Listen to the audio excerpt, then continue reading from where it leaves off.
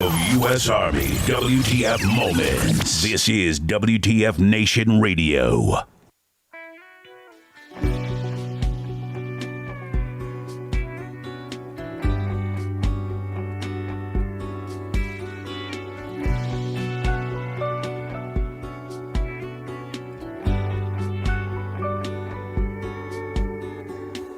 First time driving daddy's old Ford, flying down an old dirt road. Burning gas, no place to go. Van Halen on the radio. Ooh.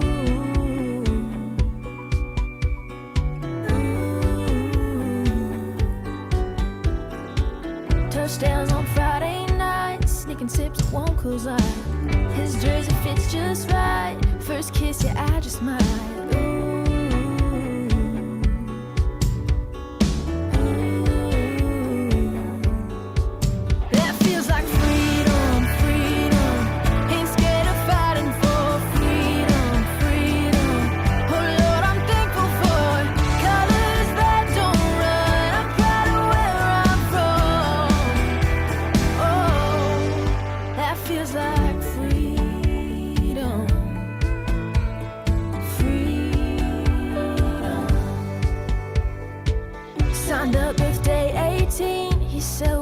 For me, headed out overseas. Oh boy, I wanna be your last taste of freedom, freedom. Ain't scared of fighting for freedom, freedom. Oh Lord, I'm thankful for colors that don't run. I'm proud of where I'm from. Oh, that feels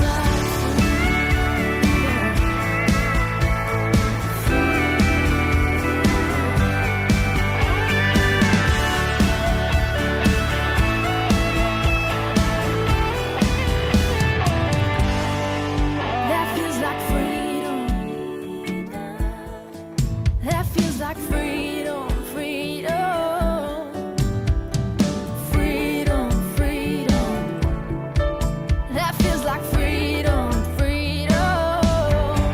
That feels like freedom, freedom. Ain't scared of fighting for freedom, freedom. Oh Lord, I'm thankful for colors that don't run. I'm proud of where I'm from. Oh, that feels like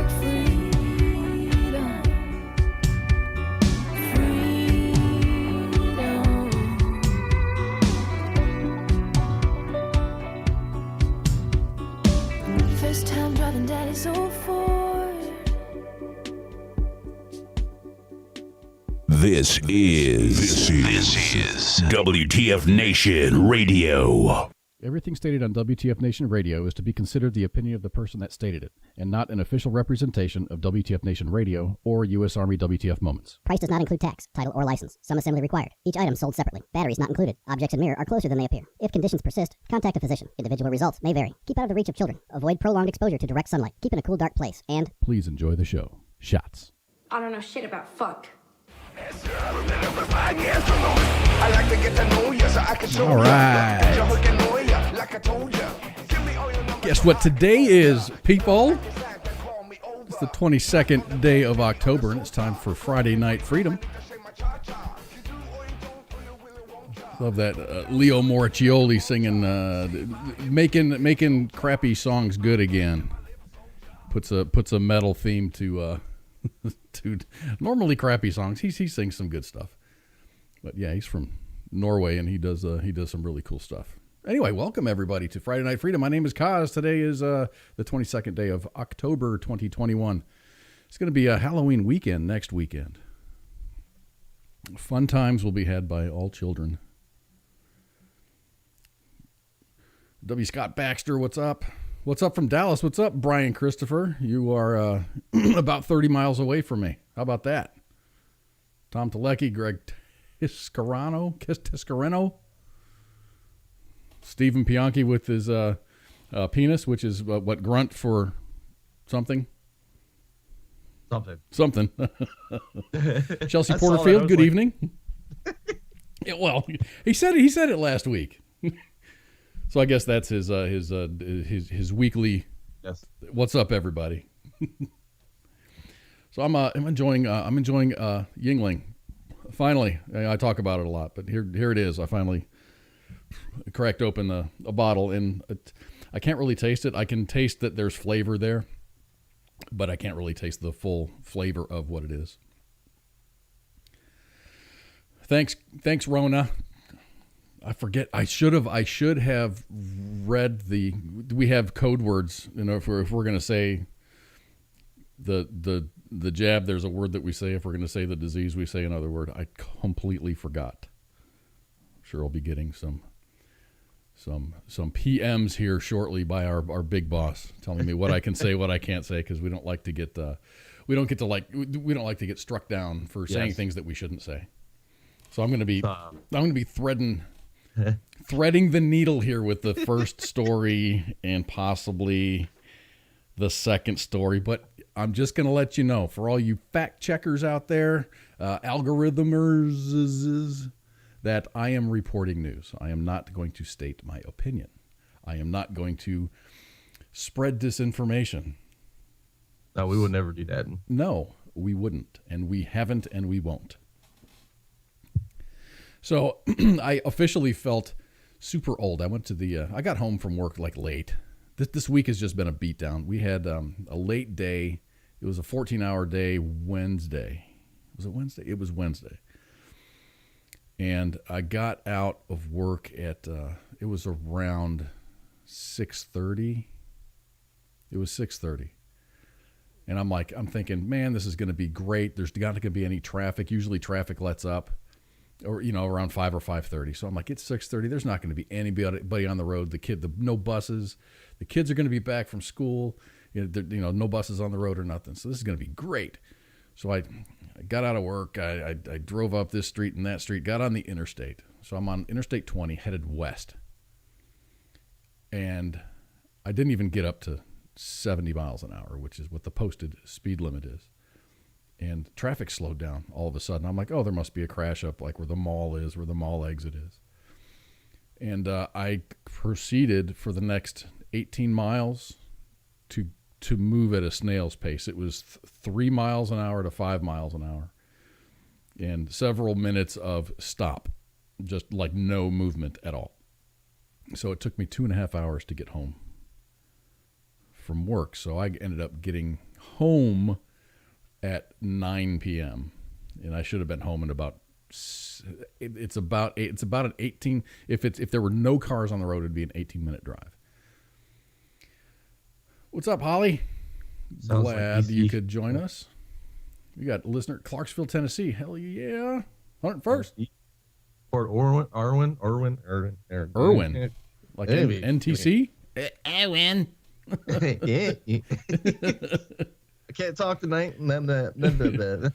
So it's just that day was a beatdown, but this whole week has been just a lot of work. And like I told you earlier, I'm never going to complain about having stuff to do at work. I'd rather be busy all day long and than look for work or try to find something to do or look busy. That just pisses me off. Thank you, Joel. God save America. Oh my goodness. So today I felt like it was kind of a bummer because I went out to the mailbox, and normally I get a little bit of junk mail, and this is definitely junk mail. I'm sorry, unsolicited. What do they call this? I guess junk mail is a pejorative for what junk mail is, but it's just commercial mail. I got hemmed up by a postal carrier. Because I was going to check my mail. I'm like, hey, don't put any junk mail in there. He's like, it's not junk mail. It's something. He called it something else. But anyway, I got this thing in the mail.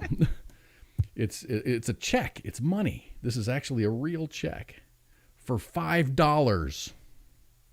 Real money. And it's like, it says, this is a live check. This check is valid and can be spent any way you wish. You are under no obligation to cash this check or provide personal information. In order to contact us, to see if you qualify for help. Apparently I need help, and $5 is gonna fucking do it.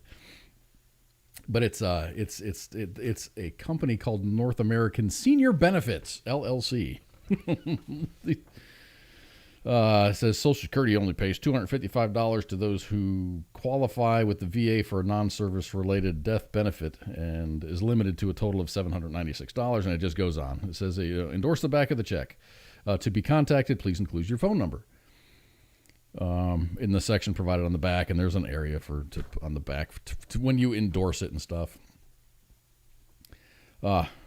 So it just reminded me of when I was a private in the Army. And I got to my first duty station, which was I Company 158th Aviation Regiment at Fort Hood. Great place. I got, the great place. I got a letter in the mail. And the thing is, I was hurting for money, like bad, because I wasn't really good with money back then. And I got a letter in the mail. It was a blank check. It was a check. It was a negotiable check, just like this one, but it was for like $2,000. Oh, dear Lord. And being a dumb private, I read it, and it sat in my wall locker for a little bit, and I thought about it, and I didn't read the fine print on the back, and so I cashed it. I put it in my bank account. And after reading the fine print, it was that was a check, a real legit check, because $2,000 showed up in my checking account. But it was all, you're very close, Gary. It was like 26% interest personal loan is what it was. Oh, that's rough. So I had a really cool squad leader, Sergeant Melendez. Thank you, Sergeant Melendez. He said, as soon as you get the first bill, pay it off. You don't want this. So it was like, $2,000 and some change, just because there wasn't much interest that had accrued by the time they sent me my first bill. So thank you, Sergeant Melendez, for setting me straight. I'll remember that, dude. That was a long ass time ago, and I will always remember that. So that was that made me feel old, and then it reminded me of Sergeant Melendez when I was a private at Fort Hood, my first trip through. So good memories. So if you get these random ass checks in the mail, don't cash them, because they're actually personal loans for very high interest. I bet you the interest rate is much higher now. I saw one that came in the mail one time. I was looking, they were trying to give me like $1,500, and I think the interest was insane. It was like 100 some %. I don't know how they can legally get away with that shit. No? It's nuts. And I think Netflix has a bunch of stuff on how these companies, these they're loan sharks, basically. Payday loan companies, easy cash the check type, payday advance places, and how they get away with it. Yeah, I don't want to get into that. That's kind of bummer. Tiger Brigade 341 Infantry, 87 to 91. Thank you for your service, Troy. Appreciate it, man. So I had a couple other things I want to talk about. Oh gosh, I'm taking a trip in a couple of weeks, and with all of these airlines and Southwest Airlines, the pilots and the workers are protesting certain things, and so I'm going to go and see my daughters for their birthday. So one of their birthdays is on the 10th, the other one's on the 20th. So I'm going like right in the middle, because it's a good weekend for me to go. It's a 3-day weekend for me. So I'm working Thursday, getting on a plane early on Friday, flying up, and I'm coming back Sunday. But so it's great. I haven't traveled in a long time. I've been driving a lot just because of the thing that's going on. And the thing. The thing. But I've already gotten 2 updates. Okay, I'm flying to Montana, so that's Delta. And I'm also going up to Chicago for Christmas to see my parents and my brothers and their families, nieces and nephews and whatnot. See my old hometown when I was a young Koz. But I've already gotten one flight update from Delta and one flight update from American. And it's not even close. It's normally when you get flight updates, you might have a flight your flight's taking off at 6:08 a.m. And usually an update will be like, your flight is taking off at 6:12 a.m. Well, this is one of those updates where your flight has changed. For your flight was supposed to take off at 6 a.m. Now it's not taking off until 11 a.m. your expected arrival time is this. And then I would get another email saying that my hotel got canceled and I couldn't reserve it, if that's a word. So I had to choose like a whole other hotel. Insanity. It was weird. There's probably something going on. They overbooked, and I wasn't the one that was paying the most. So, first world problems, though, man. You got to look back and you just got to go. Oh, you can bitch and complain about stuff, but yeah, this is first world problems. You can.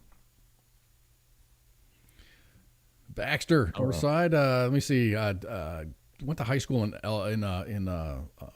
in Hinsdale, and then after I graduated high school, I moved to Elgin, and I worked in Barrington at Mancuso Honda and Saab dealer. So that was awesome. There's Elizabeth. What's up, Elizabeth? Glad you could join us. You haven't missed much. I'm just BSing, talking about getting old, getting stupid checks in the mail from some senior, whatever. What is that place called? North American Senior Benefits Company, LLC. I started getting AARP letters in the mail. I'm like, way too young for that. Way too. Apparently, though, you can sign up in your 30s. I've actually found out about that. Really? So, yes, you can collect almost all the benefits and everything for it. That's interesting. Okay, Elizabeth. Yes. Elizabeth said that she just got back from Red Robin. Okay, I don't have an issue with Red Robin. I think their food is delicious. I think their burgers are too thick. They need to be like a little smaller. But the reason I don't eat at Red Robin is because of their fries. They serve these really thick and wide steak fries. Oh, you can eat them. Huh? Oh, you can eat. Well, yeah, but I don't like them. I'm not going to eat a whole lot of what I don't like. Just get some steak sauce, throw it on there. So good. I could eat like 10 pounds of potatoes there. I mean, thank you, Elizabeth. We agree on that. Their fries suck. They're huge. It's just massive. It's give me some crinkle fries that holds a lot of ketchup, or go to Steak and Shake and get the shoestring fries. Those are delicious. Oh, the waffle fries. Waffle fries at the Lord's Chicken joint is really good.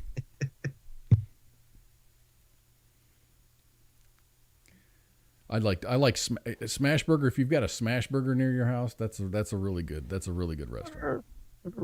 Been there. They used to have what was it? Oh God, I can't remember the name of it. Steak and Shake. Steak and Shake. Yes, I think they closed. I think that business went under. I'm not sure.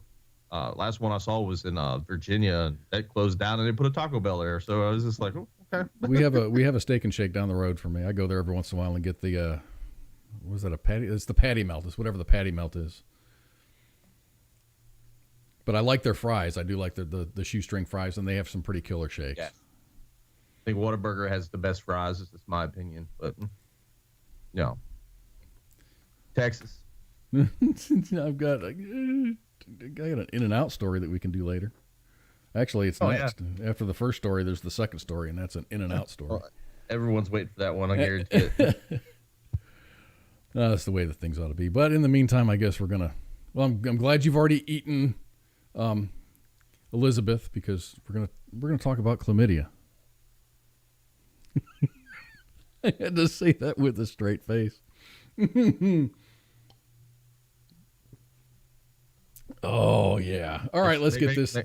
Make sure you wear your Kevlar before you go skinny dipping. Right. Just. The thing is, what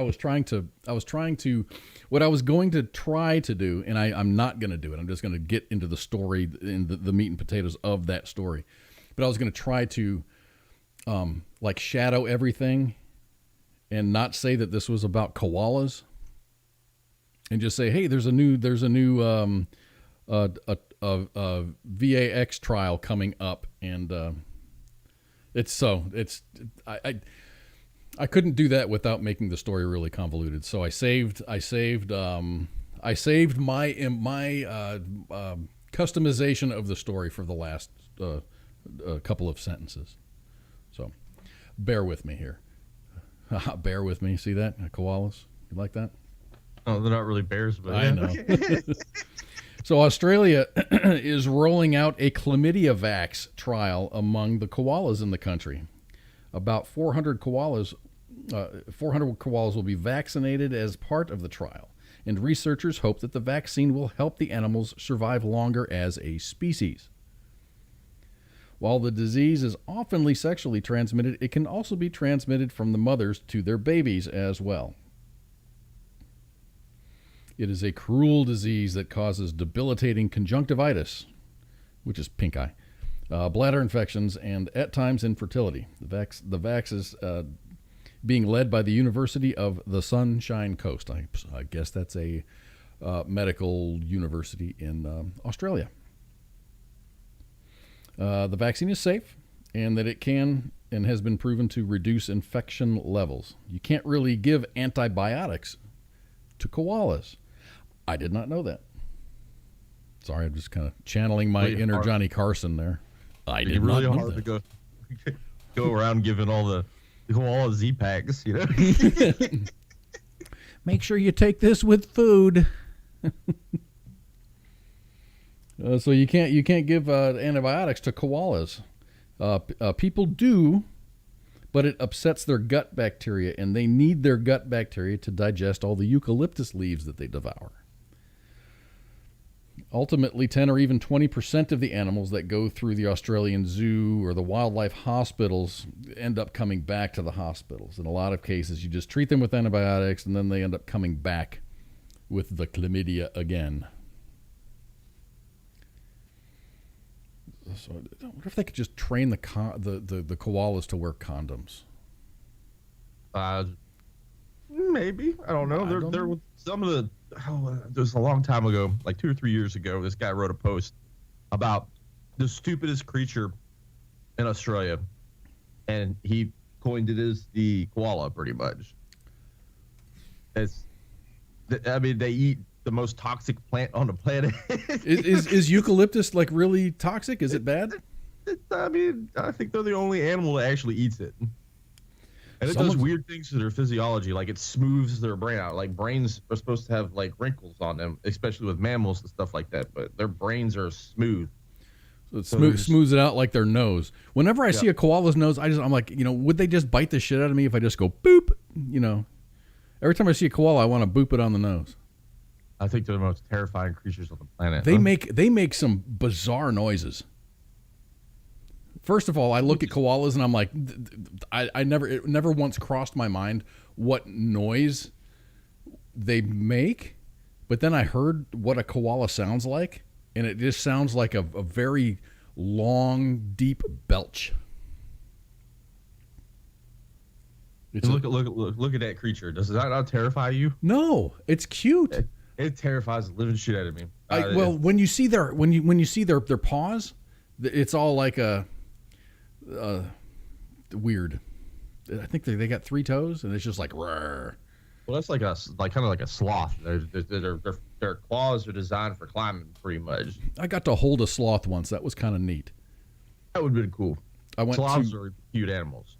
I went to a it was I forget what it was called. We have this mall that's like, it has been going out of business for a while, but they took the first floor of this mall and they turned it into a seal experience. So there's seals and shit inside there, and they have like little alligators, and they have other animals. They have a bunch of capybaras. They have a huge tortoises, but they have a sloth exhibit, and you can go in there and hang out with the sloth for a couple of minutes. You feed them, and the handler there is telling you all about the sloth. I wish I could remember the name of this place. It's at the Ridgemar Mall in Fort Worth, Texas. I forget what it's called. Anyway, that was kind of cool to hold a sloth. So anyway, the story continues. The Koala Foundation is a independent nonprofit group, and it estimates that Australia has lost about 30% of its koala population over the last 3 years. There are less than 58,000 koalas left in Australia. That's pretty shocking. Is that considered endangered? It might be of concern at that point. I'd have to look it up, actually. I don't know. I mean, I know these are like, they're just in. Are they just in? I don't know anything about koalas. I just think they're cute and I want to boop their nose. But 58,000 seems like a very small amount. They're considered vulnerable. Vulnerable? Okay. Yeah. They're not really endangered quite yet, but that's like the very beginning of becoming endangered at that point. Pre-endangered. So here's Koz's addition to the story. Koalas who don't want to be vaccinated against chlamydia can submit paperwork for either a medical or religious exemption, but time is running out. The koalas that remain unvaccinated after December 8th, 2021, without an approved exemption will be placed on a list with the authorities and will no longer be eligible to be rescued in the case of a wildfire or catastrophic flood. Huh? That was funny. Okay, it was funny to me. See what you did there. Yes, Holly, you are absolutely correct. The story does mention the fact that the populations were decimated by both wildfires and they had some really bad flooding. Really, really bad flooding. I mean, so much so I think they were rescuing like koalas that were just like on this little itty bitty patch of land with a stump sticking out of it, and they were clinging to the stump with water all around them and stuff. So feel sorry for the little guys, man. Of course, they scare Pooky. So, oh, some creatures are terrifying. I think of all the animals. I mean, Scott Baxter he said that, first of all, everything in Australia hates you and wants to kill you. I mean, that is true in many, many cases. Of all things, I think maybe the koala, could it? Yes. Would it? It could, if it felt threatened, I suppose it could mess you up pretty good. I don't think it wants to. The thing is, it won't kick your ass, but it will if it has to. I don't know. They just look like little Ewoks, and they're going to just come out of the woods and start stabbing people. And I don't know. Nope. It looks like they get, it's like a mix between an Ewok and Yoda right there in that picture. I was thinking the same thing in that picture. I was like, that one kind of looks like Yoda, but Yoda in itself is a little bit terrifying if you look at him. And they will give you the clap. That's what the story was about. Their chlamydia is just decimating their population. And I mean, I don't know how they got it in the first place. I don't want to know. If it qualified, it would have issues with chlamydia.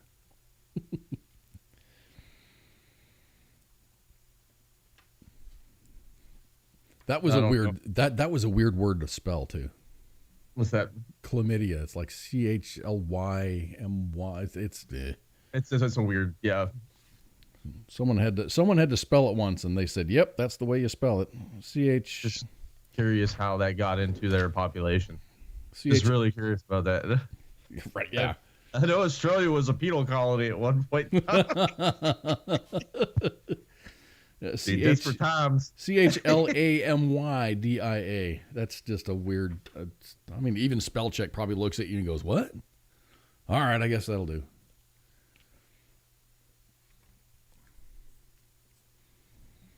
So here we go. Let's go grab a burger. So if in Pooky's world, if everything was available and let's say, "Hey man, let's go back grab a burger," there's no doubt in my mind that you would say Whataburger. Whataburger. Whataburger has been a staple, just in Texas. That was the place to go grab a burger. Now I'm pretty free floating as far as burgers. As long as there's a good burger, as long as it's a good burger, I'll go eat there. Sometimes I think it just depends on what my flavor is. I might go get a quarter pounder with cheese, or I might get something from Burger King. Or Smash Burger is probably my favorite. Just because they have a lot of options. You can get an egg on it, and I like egg on my burger. Jack in the Box is good. My favorite Jack in the Box is the sourdough Jack, because it's in sourdough. Yes, that's the best one at Jack in the Box is actually the sourdough Jack. That's all I ever get when I go there. Yep. And for some reason, I think the tomato is just awesome on it. It just And their egg rolls. I don't know if they still do egg rolls or not. They used to do egg rolls. dude, it's really been a long time since I've been to Jack in the Box. I live right by one. I just never go there. What's wrong with you? Cheeseburger is off the chain. Is that a place? I've heard of it. I think I've heard of it. I don't know for sure. I know there's like cheese. Is this like Cheeseburger in Paradise? Is it the same thing? I know Jimmy Buffett had his little burger chain pop up there a while ago, and I don't know what happened with that. But oh, Sam, I haven't tried the rosemary fries from Smashburger. I see them, but it's usually I just get like I just get like a regular Smashburger, add an egg, and then fries and a drink. Rosemary fries sound fire at that point. Huh? Oh my gosh, Wendy's is good. We used to have a place. Where was it? Fort Campbell. There was a place called Crystals, which is kind of a. Oh yeah. It's kind of like a White Castle. Yeah, they used to have them all kind of down through the South, and they've slowly been disappearing. That's really good. Coming home drunk from the bar food right there, man. That's get 24 sliders and just devour every single one. Oh, of them. I know. Yeah.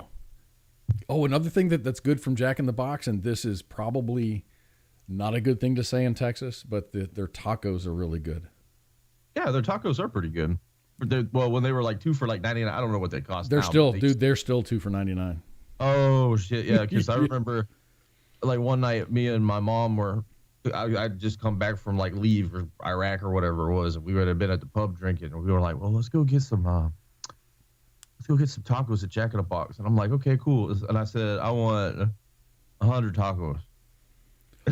And guess what? They said, please pull forward. And then 15 minutes later, they gave you 100 damn tacos. Yes. and all that, and that sauce is horrible, but it's good with those tacos. You put that sauce on anything else, and it tastes like garbage. That's only good for specifically. Burger King kind of did their tacos, and everyone was talking smack about them. And I tried one of them. I was like, this is kind of reminiscent of a Jack in the Box taco. I tried to when Burger King had the tacos, it was the big thing. Like when Popeyes had the chicken sandwich. Was it Popeyes? The chicken sandwich, and people were like fighting each other. Oh my gosh, yeah. There was like lines around the building and stuff. So I've never eaten one of those chicken sandwiches, and I've never had a Burger King taco. The Popeyes chicken sandwiches are actually, like, the spicy one is legit. I don't know if they still do it or not, but I had it, and it was good. It was good? I mean, a good chicken breast, nice and... Nowhere near the quality of the Lord's chicken, but I digress on that. And I haven't had the Lord's chicken in a while either. I don't eat out a lot. When I work late, I usually do because I get to bed relatively early during the week just because I get up so early to go to work. So the last thing I want to do when I get home is work on dinner. So it's just a quick trip to Subway or Firehouse, get a chicken bacon ranch sub or something like that. Firehouse is the shit. I try not to. Sometimes I fail. I try and I fail, but that's, we kind of all do that. Try and we fail. But sometimes just a good greasy ass burger just sounds so delicious. Jersey Mike's good too. Firehouse and Jersey Mike are up there. Jersey Mike's is good. When I go to a restaurant and I find something I like, I usually just stick to that. I don't branch out. So I go to Jersey Mike's and I get the number 17, which is the chicken or the Philly cheesesteak. I get the big luau or whatever it is. It's got like the jalapenos, and it's a cheesesteak. But when you just don't make the mistake of ordering a large if you're just going to be eating it by yourself. So that can literally feed 2 people at that point. Wilburn, I agree. Home cooked food is better. 100%. But 100% on that. It's better. It tastes better. It's better for you. But man, when it's a long day of work and you're going to bed pretty soon, that's the last thing I want to do is dirty up a kitchen and make stuff. I'd rather just eat, shower, and go to bed. Well, anyway, the reason I was asking about the preference in burgers and stuff is In-N-Out Burger. Now, In-N-Out moved to Texas a few years ago. Yeah, it was probably 3 or 4 years ago. They have a distribution center here in the Dallas-Fort Worth area, and they have several restaurants. It's a good restaurant, man. It's their burgers are good. It's definitely showing how many Californians have been displaced and moved to Texas. That's just my view on it. But I tried it once and I thought it was the most disgusting crap on the planet. So that's just my opinion on it. So was it okay, I think it's not as flavorful as other burger places. Like if I put a burger from Smash Burger next to In-N-Out, the double animal style, I think that Smash Burger in whatever form would probably win. Okay, yeah. Elizabeth, you're gonna have to fill me in here. Homemade hamburger steak. MD. What does MD mean? Gravy. MD gravy with rice. MD. What is MD gravy? I'm Cajun. Sometimes I fire up my wood grill. Maryland yes, gravy? Dude, I had red beans and rice last Sunday. That's like one of my favorite meals. I love it. Get some andouille sausage and chop it up in there, and red beans and rice. I can eat off of that for probably 2 or 3 days. Red beans and cornbread is like my favorite meal on the planet. That's good. So the city of San Francisco temporarily closed an In-N-Out fast food restaurant over the company's refusal to force customers to prove that they are inoculated. The San Francisco Department of Health closed the Fisherman's Wharf In-N-Out location on October 14th after the popular burger joint did not check the status of customers, which violates the August mandate from the city requiring indoor diners to show proof of being inoculated. The coof spray. Coof. Did you see it? Spray. Coof. The coof spray. The coof spray. The coof spray. So In-N-Out, which operates 358 locations across the United States, is owned by a devout Christian lady, Lindsay Snyder, and is well known for including Bible verses at the bottom of the soda and milkshake cups. I did not know that. I've noticed that the first time the first and only time I ate there was one in Vegas, and I was drinking and I looked at the bottom of the cup. Why did you look at the bottom of the cup? I've never. It's just remember the old, like, you buy coffee and the coffee vending machines, and they would have like poker cards.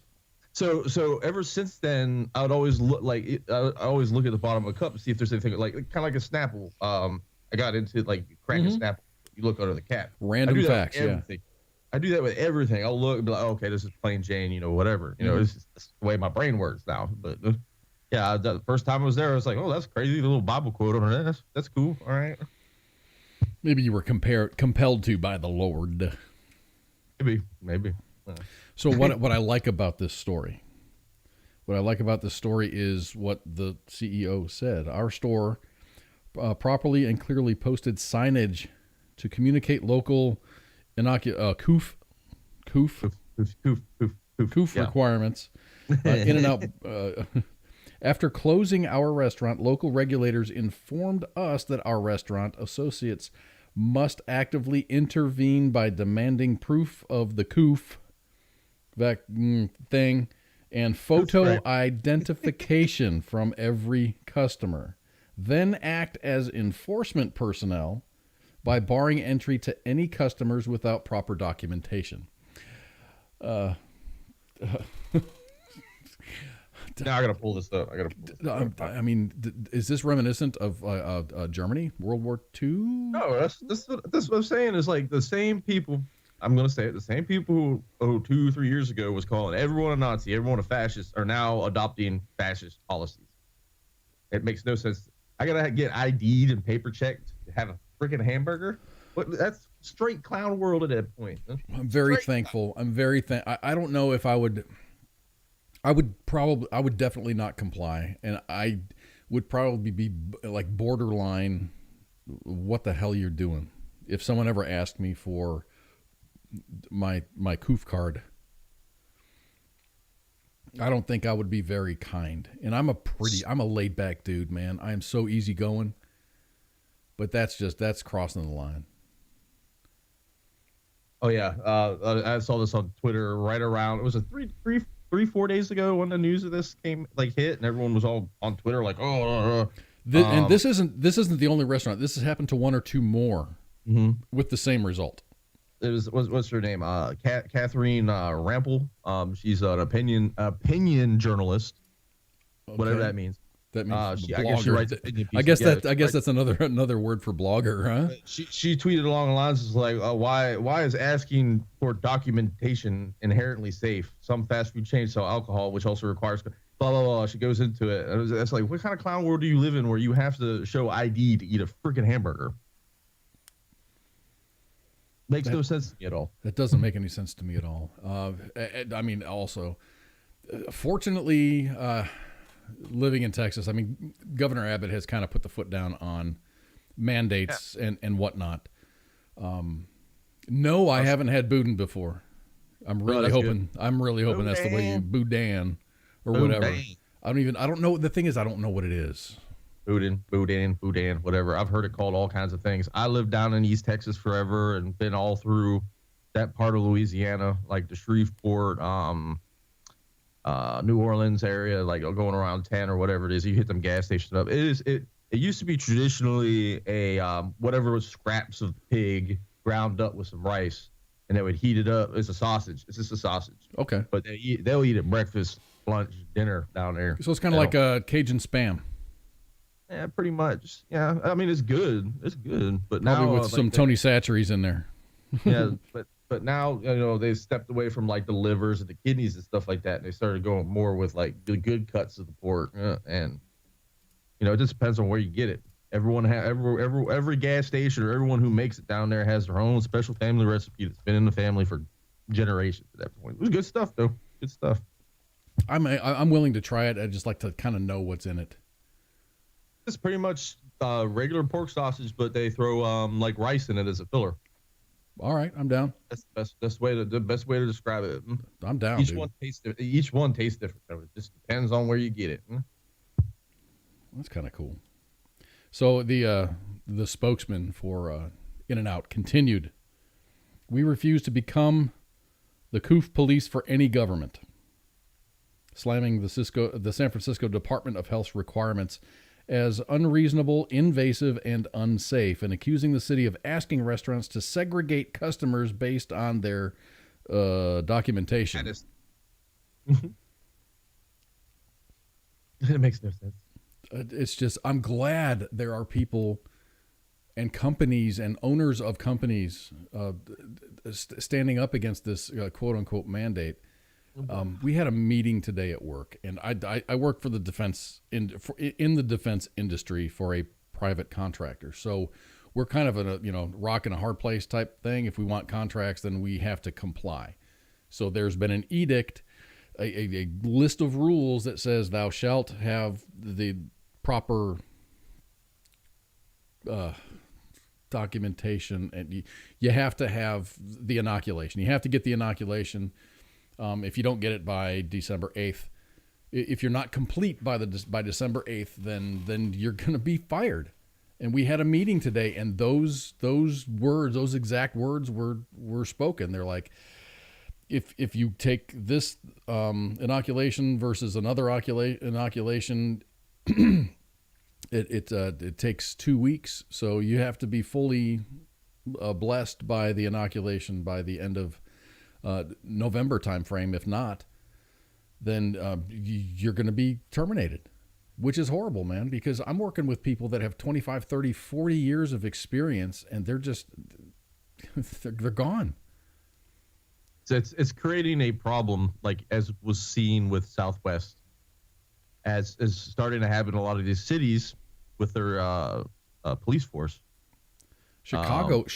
I think the number that got thrown out was 3,000 just in Chicago. 3,000 cops just in Chicago. Already hard enough to find policemen. The police people don't want to do it. I wouldn't want to do it, especially in today's environment. But you're gonna start talking about this like they're like certain companies, like let's say shipping.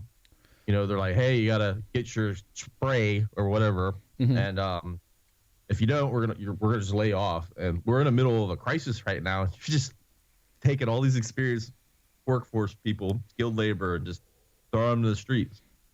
We're in the middle of this thing, and they're getting rid of healthcare workers, experienced healthcare workers. Not like healthcare workers that started last week. It's healthcare workers that have been there for a very, very long time. 15, 20 years of experience just getting dropped the street. It doesn't make any sense to me. And you know, I think it would be easier on the palate of the American people if the limit of liability of the inoculation companies was lifted. They need to do that. They need to do that. That's my number one issue. That is my number one issue with that whole scenario. Is, hey, we have no liability. Let's say Oxycontin, code. I can name a whole bunch of other ones. What was that? Chantix. You know, they knew these drugs would do certain things. And so Chantix, is that the one with the two people in the bathtubs? The commercial is the two people, the guy's in one bathtub and the woman's in another bathtub, and they're just looking at the sunset. I don't remember. I don't know. But no, it was something quit smoking, but it was causing people to lose their minds and off themselves. Oh shit! Really? Yes. Yeah. Well, a bunch of people. The VA was handing out like crazy. The Army was handing out like crazy through their smoking cessation or whatever cessation program that they had. Cessation. That's yeah. You know me, I got a flat tongue. No, they were handing out, and a bunch of my buddies took it, and they said, "Dude, I'm like 3 weeks into this, and I can't tell if I'm still dreaming or awake." Oh my gosh, it was like dark thoughts and stuff. Then. Well, that's the thing is like the dreams would become so lucid at that point that you couldn't even tell if you're dreaming or awake anymore at that point. I've heard the same with Ambien. I've never had Ambien or nothing. I was on Ambien for a while, and if anyone ever offers me, hey, a doctor offers, hey, you can take this for a sleep aid, Ambien, I'm gonna smack the piss out of them. See, I was if you can see my screen, I've got a menu bar, and I've got where is it? It's under shopping sites, weather, email, bills. It's under one of my things over here, but it's just things that will help you sleep, because I'm concerned. I don't sleep very well, so I don't want the doc to give me some hard hitting medicine that makes me not want to wake up in the morning. I mean, yeah, Ambien, melatonin's good, but some people start building resistance to it, and that can mess your brain chemistry up a little bit. I take it when I wake up in the morning. Well, I'm supposed to take it when I wake up in the morning to help with my migraines, because I have some sort of chemical thing going on in my brain. I don't know what it is. The doctor tried to explain it to me. It was like, okay, just take this. All right, I got you. You know, I don't have a PhD. Amitriptyline for sleep. Amitriptyline. Turkey. Eat turkey. Have a nice turkey sandwich. We're going. Thanksgiving every day at the Koz household. L-tryptophan. Yeah. Shot of whiskey. I'm down with that. I got like 4 bottles of whiskey in my cabinet that they've been there for like 3 years. Get to working. You know, I saw it was an ad on Facebook. Slipknot has a whiskey. Really now? Yeah. You know, it's like some old ass. It's kids. Anybody can have a whiskey. Holly can have a whiskey. Elizabeth can have a whiskey. You just got to pay for it. It could be the Hillerin whiskey with this really cool label and stuff, and it's, you know, you just got to pay for it. You know, Lead Slingers has a whiskey. Theirs is getting better. That's a veteran owned whiskey place. Basil Hayden's bourbon. I don't even know where I was going with that, but yeah, I've got like 3 bottles up there. I've got some TX, I've got a bottle of Gentleman Jack, and I've got a bottle of Lead Slingers that I just haven't. I bought them, and I'm just they just haven't had the occasion. Was that Jack Daniel's? Was it single barrel that I used to like? I haven't had the single barrel yet because for just a fifth, it's like $60. Oh well, if you're gonna drink whiskey, you're gonna pay some good whiskey. Good whiskey. You're gonna pay for it, and now that's like I can't.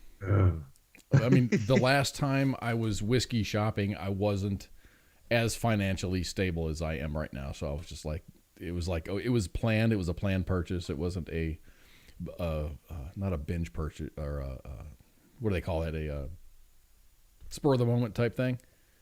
Yeah. So I knew what I wanted and I went and got it. My last on the spot purchase was a cognac. It was a bottle of cognac with 50 cents autograph on it.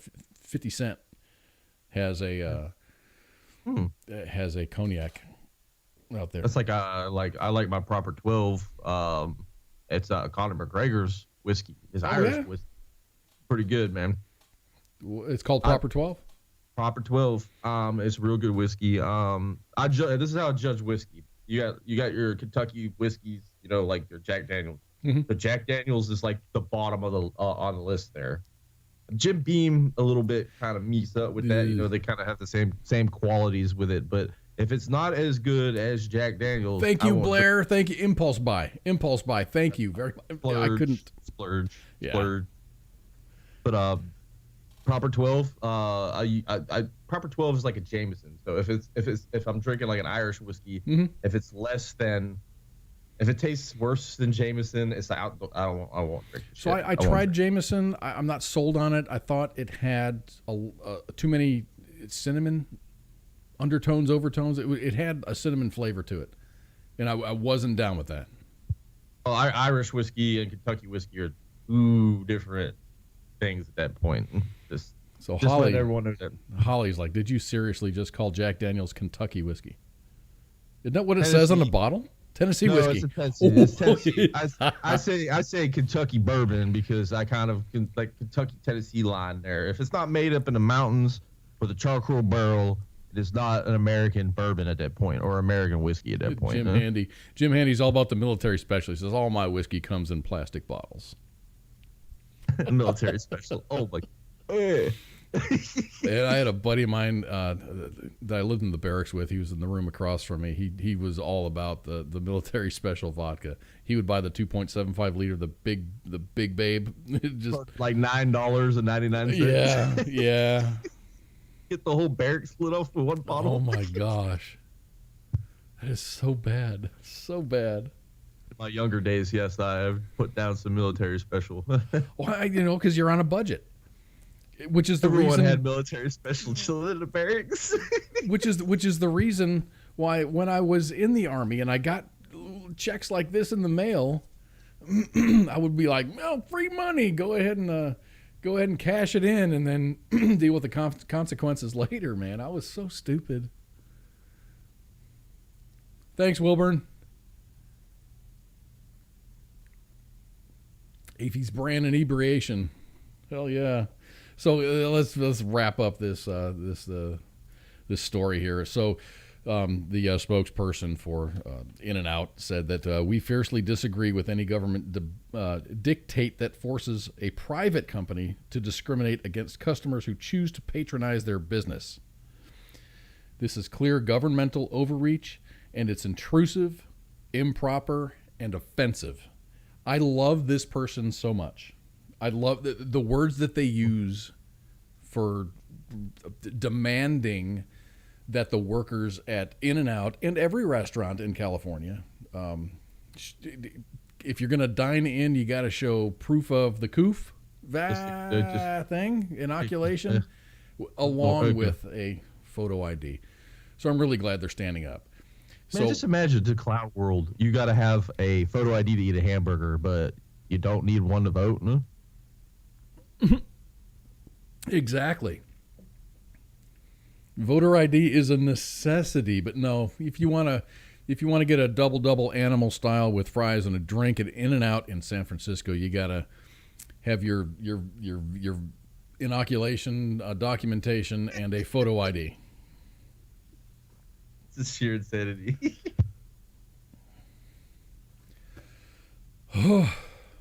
So we talked about, there's a lot of politicians that are in charge of stuff, and they set policy, and they're the smartest people in the room. And a lot of times you find them like selling stocks at a certain time and then enacting policy which will drive whatever stocks that they were invested in down. So they make a ton of money. Well, the Fed, and I don't like the Fed. I like what they did here, but I don't like the Fed. So I'm telling this story, and I'm in support of this. Doesn't mean that I support the Fed, because I think it's all a bunch of malarkey. I guess I can use that since we were talking about Malarkey. Irish stuff. So I'm going to throw out that malarkey word. All right, Brandon. Let's go, Brandon.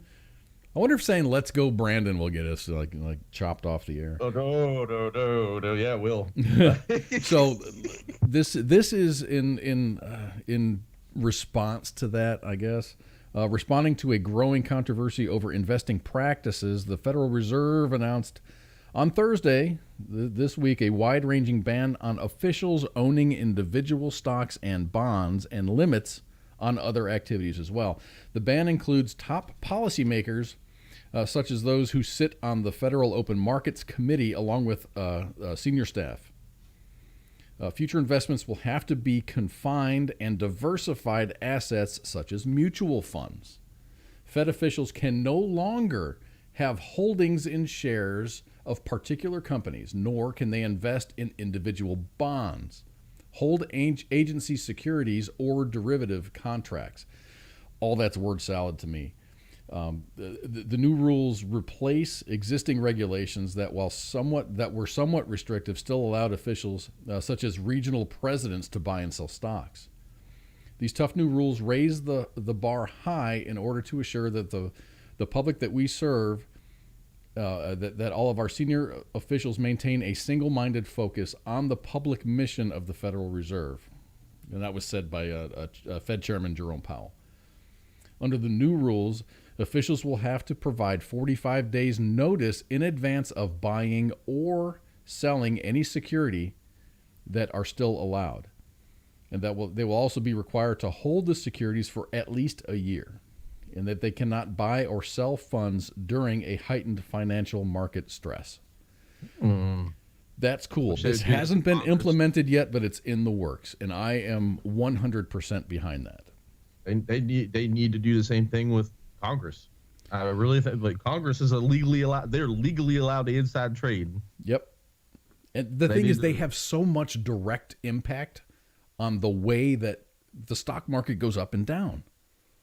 I mean, you get some crackpot like AOC out there, running her mouth can make things happen. Mm-hmm. And if she's invested in one thing or another, she can cash out like immediately. Well, it's like what's her name? It wasn't Nancy Pelosi that did it. It was her husband that did it. But just before that whole government EV mandate hit, her husband invested into a shit ton of Tesla stock and General Electric, like battery producing stocks and stuff like that. Like beforehand, I was like, yeah, that's convenient enough. We're gonna make all the government vehicles EV by the end of 20 whatever. Okay, yeah. CJ, exactly. They're privy to knowledge in advance. I mean, they're right there in the thick of things, and they hear things like directly from the horse's mouth, per se. Should not be allowed to trade. They should not be allowed to. They should not. I don't think anybody at least at the executive level, or any representative at all, legislative and executive, none of them should have any. That's how we get corporate influence on these people. Or what you have to hold. You can own stock, but when you get elected, that's it. Cancel for boom. Cancel. I mean, if you still want to invest, that's great. Do the mutual funds that are diversified. Yeah, they're diversified, but all you can do is sell whatever you have when you become whatever. Or not sell, just hold. You can't trade it. You can't buy more. You can't sell more. You should be able to sell it. You should be able to sell it whenever you need to. I mean, that's kind of jacked up, but I mean even me. Yeah, but then their policies that they suggest or the dimes that they drop in the media makes that stock go up or down. Then we would clearly see that. Mm-hmm. You know, it's not like the shadows of the night. Oh, this guy was pushing for it, so his stock. Get rid of this guy. He's shady. Mm-hmm. Put their stuff in a blind trust. Blair, that was very smart. That's a good a blind trust. I'm not sure how blind trusts work. I guess that's put in. Someone just gets like a mutual fund kind of thing where you just dump your money. We're gonna guarantee you this is a medium to high risk investment, and you don't know what it's going into, or you don't know who the client is. Yeah, you just have this is what you have to work with, so you invest it the way that you seem most knowledgeable in. Man, there's so many ways that this could go, but yeah, I think a lot of things. God, I have such a distrust. I used to have a lot of trust with politicians. I mean, back in the day, it was like, these are the guys that represented your community. They represented you, and now they represent interests that don't necessarily represent you. Whether it's farming, whether it's petroleum, pharmaceuticals, or whatever. Pharmaceuticals is a big one. That's our biggest. That's the biggest, I guess, dragon right now in our country and our politics is the pharmaceutical companies. That is the biggest dragon that needs slayed at that point. Huh? I mean, because we got the big three: Johnson & Johnson, Pfizer, and Moderna. You've got Bayer. Yeah. Bayer makes aspirin, and they also make like GMO stuff. They're big on that. What's that one Monsanto? They do drugs and stuff like that. And, it's all these big, huge, massive corporations are in the ear of all these politicians, telling them, writing law too. I don't think a single politician over the last 15 years has probably written a bill. They're just handed to it by their little handlers at that point. Here, push this through. Here, sign this. Yeah, pretty much. You don't have to read it. Just sign it. Just support it. Hey, would you be a co-signer on my bill that does this, that, and the other? Yeah. You gotta pass the bill to know what's in it. Or no, you gotta, you gotta pass the bill first, and then we'll see what's in it. That was the Obamacare thing, wasn't it? We gotta pass this to see what it is, and then they passed it, and then went, oh damn.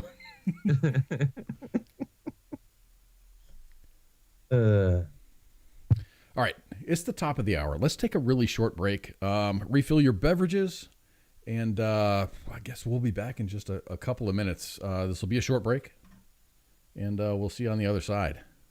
All right, shots. WTF Nation Radio. WTF Nation Radio.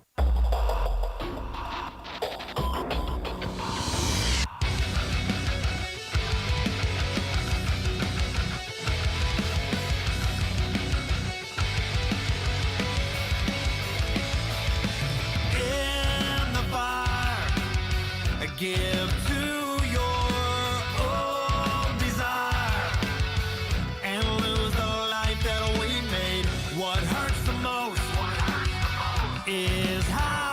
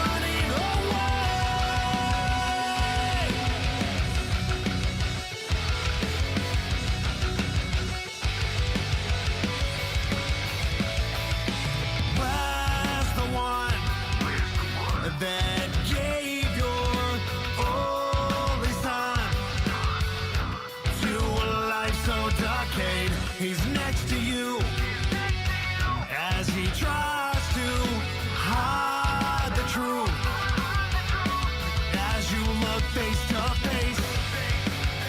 I'm the one. We know the end is here. Don't try to fight it. What you've been waiting for, there's no running away.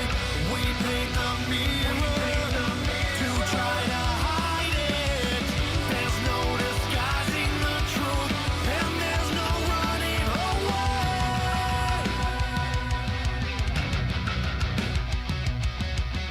Don't try to fight it. You cannot hide it.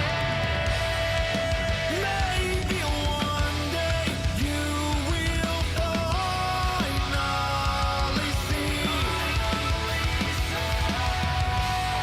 that we are our own enemy.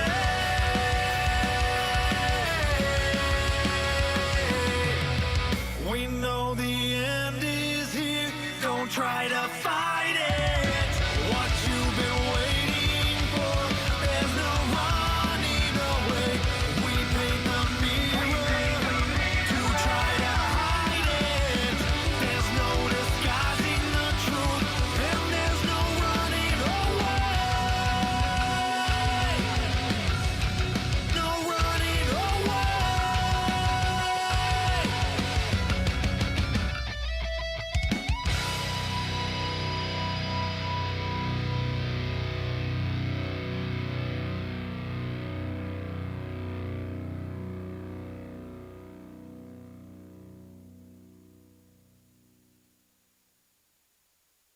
WTF Nation Radio.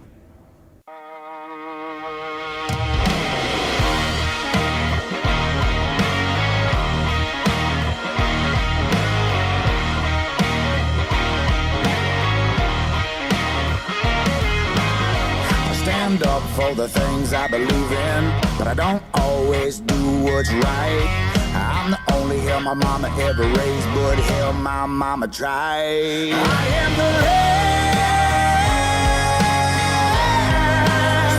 of a dying breed. There ain't many souls left like me. I'm a man of my word, that's a guarantee. I'm the last of a dying breed.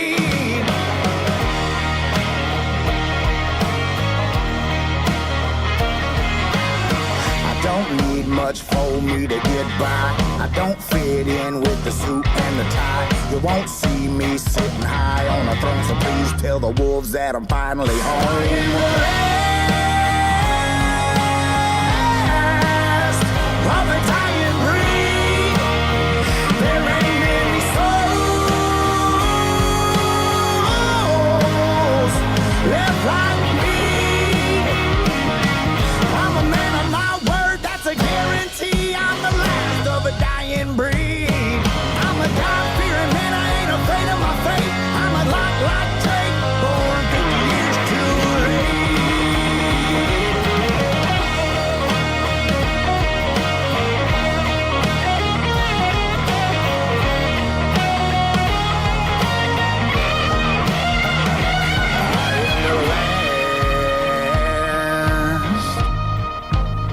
of a dying breed.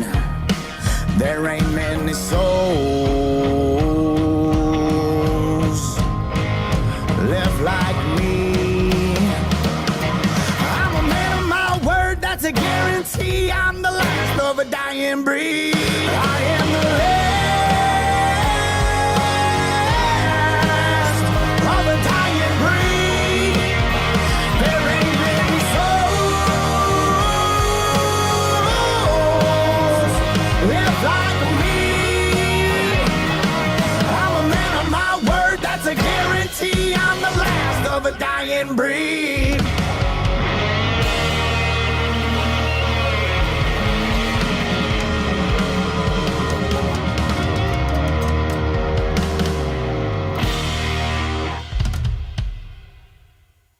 This is WTF Nation Radio.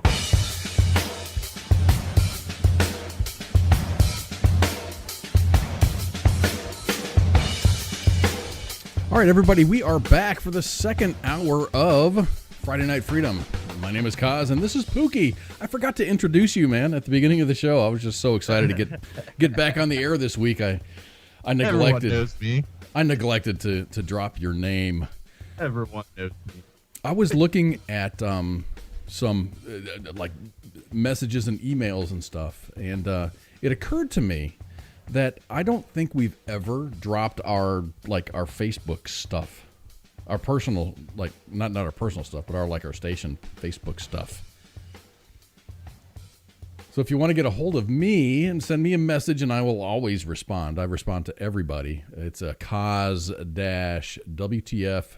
Nation Radio.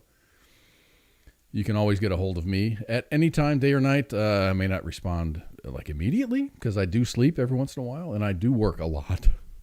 But I do have my phone with me, so you can get a hold of me. Is your Godzilla thing still up? Is that still a thing? It's kind of like a persona that I run on Twitter. I don't like to run my government name on Twitter. You know that. I gotcha. But no, I do have a Pooky account on Facebook. If you want to message me on there, just type in Pooky and you'll see my big beautiful bearded face on there. And with or without hair. Yeah, well, with hair. It's the with hair version. So yes. So he's. I might need to upgrade that. So Pookie's in the witness protection program, so he shaved his head. That's it. That's my story. No, I'm just got sick of that long ass hair getting tangled up. I sleep like a ballerina at night, so I do weird ballerina poses. So my hand would get caught in my hair, and I'd go to move and catch a knot, and then be like, yeah, and then you wake up, and then you're up for another hour, and that's just not cool. Yeah.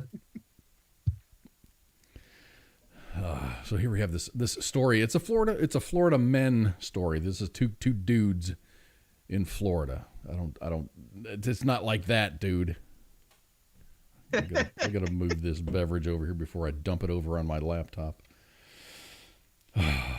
Gym teachers. When I was going to school, elementary school, high school, gym teachers were always the cool dudes or the cool ladies. It was just cool. You go to gym class, you have a good time, right? You're playing. I mean, in my day, we did dodgeball. Dodgeball. Would go smear the. Can't say that word anymore. Can't say that word anymore. Or you'd go to the pool. Okay, this is your week. You're going to the YMCA and you're going to swim. Or hey, we're going to do baseball or bowling. We did cool stuff like that. We did curling because when I was going to high school, I was in the north. So we did archery. Archery was fun. It wasn't really good at archery, but we had really crappy bows. Oh well, we had really good recurve bows, and someone could have died. But it's got a blunt tip. Yeah, it'll go right through you then. Yeah. So these new hires over in Florida. Let me get the. I didn't want to put their pictures out there just because I didn't want to seem. I don't want to be called a racist because I'm not. Vero Beach, Florida. Are you familiar with Vero Beach? Yes, I am actually. Is it a hood? Is it a like a crappy beach area, or is it more? Is it more of an inner city beach town? It's Florida. It's Florida. Okay, so two newly hired physical education teachers at Florida elementary schools were arrested after a shooting that occurred in an apartment that they entered thinking that it belonged to someone else. Are you following me? Didn't this just happen with a police officer?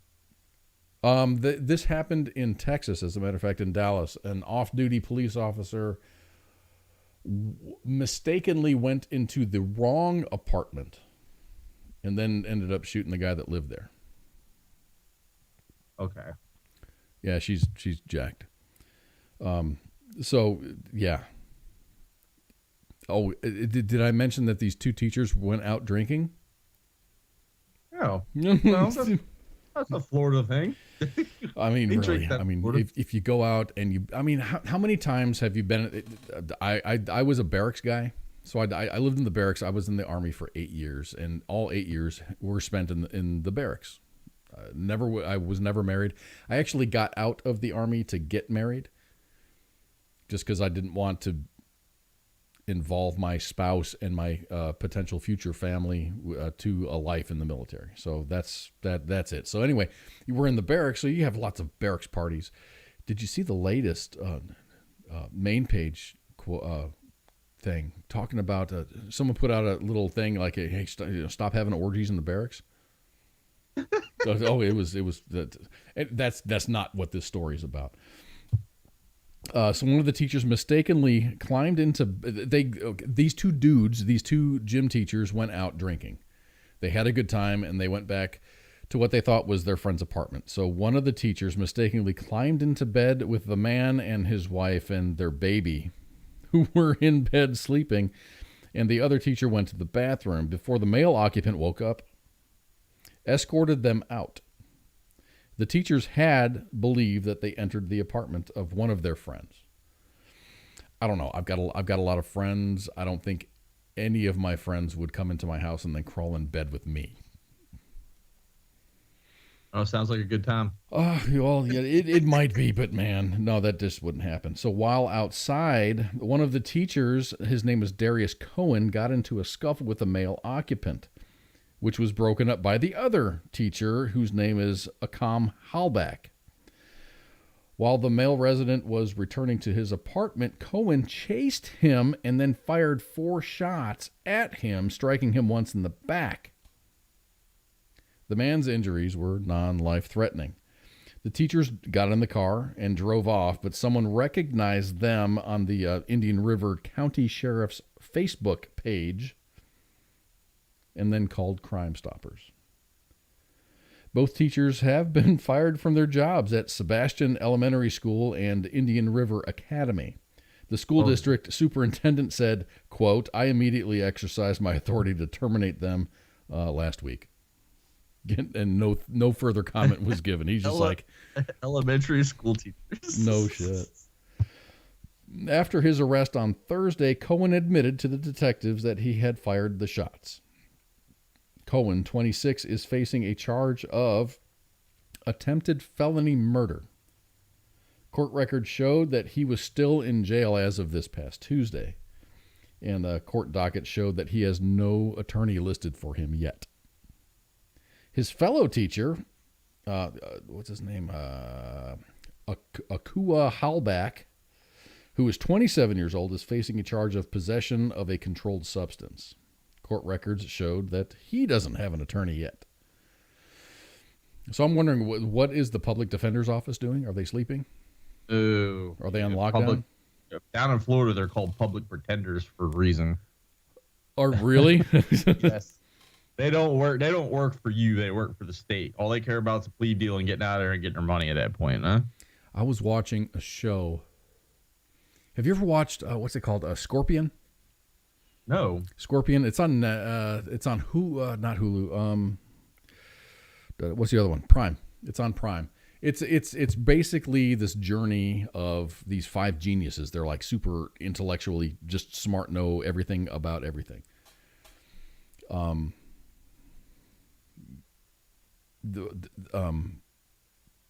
I don't even know where I was going with this. It was something reminded me of a specific instance in that. Damn it, dude!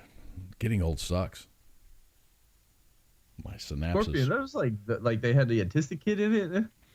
No, everyone's everyone's a genius. Everyone's a genius. And then they have this normal lady who is the mother of one of the child geniuses, and she's just kind of the one that brings everybody down to work. Yeah. You had like the one leader kid. He had like some sort of autism spectrum, not kid, guy.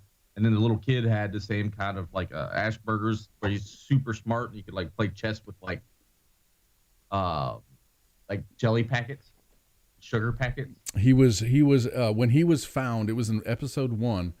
He was playing chess with like salt shakers and napkins. Yes, I've seen that show. It was actually pretty epic, but it was just like a group of people can only find themselves into crazy situations so many times. Yes, Robert Patrick is the team leader. He's the FBI representative.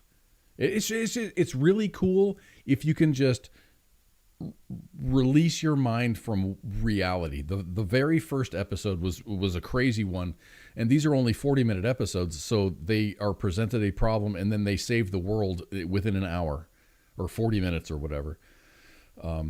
They were, and this was like a 757 was flying, and their software needed to be updated or else everyone was going to die. So the Scorpion crew, like, okay, fly over this airfield at a very low altitude, and I'm going to, via Wi-Fi, update your firmware. You just reboot your flight control computers, and everything is going to be great. So this jet approaches, they try to do the Wi-Fi transfer, and of course it didn't work. So what did they do? One of the co-pilots opened up a door, obviously, that happens to be at the bottom of a jet liner, and they dropped a Cat 6 cable down, and they stuck it into the laptop. And to enjoy the show, you have to just separate your mind from this. Can never ever happen. And he when they did that, they did it he got it like a Ferrari or like a Lambo or something, and he's like 200 miles an hour down the taxiway, the runway, with this Cat 6 cable dangling down. They put it in anyway. And gosh, I have no idea how I got off on that. That was a train derailment. Oh, very much. There is a connection there. I know somewhere within Scorpion they do hire this stupid lawyer who is just one of those ambulance chaser lawyers. Oh yeah, we got plenty of them around here. That's all you see on the TV. I've made the connection. Call all sevens, call all nines, ambulance chasers. They're completely useless other than, hey, we're going to get you a settlement. We're going to take like 50% of it. I've made the connection. Okay, there was a lawyer, Robert Patrick, who is Cabe, played by the character Cabe is played by Robert Patrick, who was also in Terminator. He was the metal dude. He was the cop that was really? Metal. Yeah. I never made that correlation on that. I've seen him in a lot of movies, but like he was also the team leader. What is the hell? What is the name of that? I think I've got the. Oh, what's the name of that? This is really bad radio because I'm thinking of things in my head and it's really not correlating to the live radio.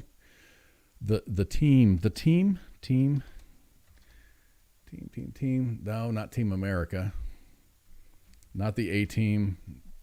It was the one where it was like a bunch of Delta Force troops at a nondescript.